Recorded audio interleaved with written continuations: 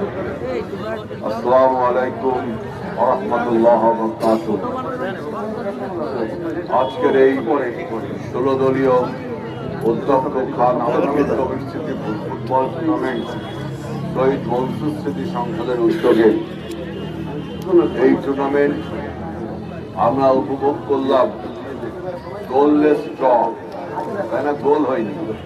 Football খেলা গোলের খেলা, গোল হয়নি, কিন্তু টাই ব্রেকারের মাধ্যমে ফলাফল নিশ্চিত হয়েছে। বিজয়ী দল এই কালদিয়া ফুটবল দলকে আমরা বিএনপির পক্ষ থেকে ধন্যবাদ জানাচ্ছি এবং বিজিত দল বগুড়াটের বারুইপাড়া ফ্রেন্ডস ক্লাবকে আমরা বিএনপির পক্ষ থেকে অভিনন্দন এবং শুভেচ্ছা জানাচ্ছি। সবচেয়ে বড় কথা হলো যে এই নৈহাটি অঞ্চলের মানুষের মধ্যে আমি দেখেছি একটা স্পোর্টিং স্পিরিট কাজ করে। সবচেয়ে বেশি ফুটবল প্রতিযোগিতা এই সব অঞ্চলে হয়।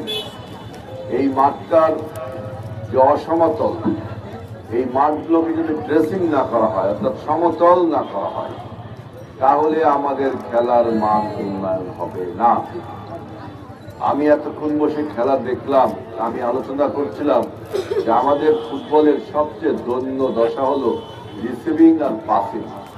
দেখবেন খেলোয়াড়দের রিসিভ হচ্ছে না, আর রিসিভ যদিও হয় পাসটা হচ্ছে না। এটা শুধু এই জায়গা না, এটা পুরো বাংলাদেশের ফুটবলের এই চিত্র।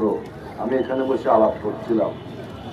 এর কারণ হিসাবে আমি অনেক কথা বলেছি এখানে আমাদের এই ছোট ভাইদের সাথে, কিন্তু প্রধান কারণ আমাদের মাঠগুলো অসমতল। আমি ইনশাআল্লাহ আমাদের এখানে যারা বিএনপি নেতৃবৃন্দ আছেন তাদের মধ্যে আমি একটা স্পোর্টিং মনোভাব দেখি। সবাই দেখলাম ক্রীড়ার সাথে জড়িত। আমি এই নৈহাটি বলেন, বাহিরদিয়া বলেন, ঘাটবোক বলেন, শিকলতলা বলেন বা ইসগাতি বলেন, ইভেন আমাদের খুলনা অঞ্চলের যে সমস্ত মাঠ এখনো আছে, আমাদের প্রথম কাজ হবে এই মাঠগুলোকে সমতল করা, খেলার উপযোগী করা এবং একটা স্টেডিয়াম বানানো, যে স্টেডিয়ামে আমরা এইভাবে টুর্নামেন্টগুলো করতে পারবো। এবং এই যে ক্রীড়ার মাধ্যমে আমাদের ছেলেরা মাঠে আসছে, দেখেন সমাজ আজকে কিভাবে আপনার নিগৃহীত হচ্ছে মাদক, তারপরে পণ্য, ফিল্ম, বিভিন্ন ভাবে।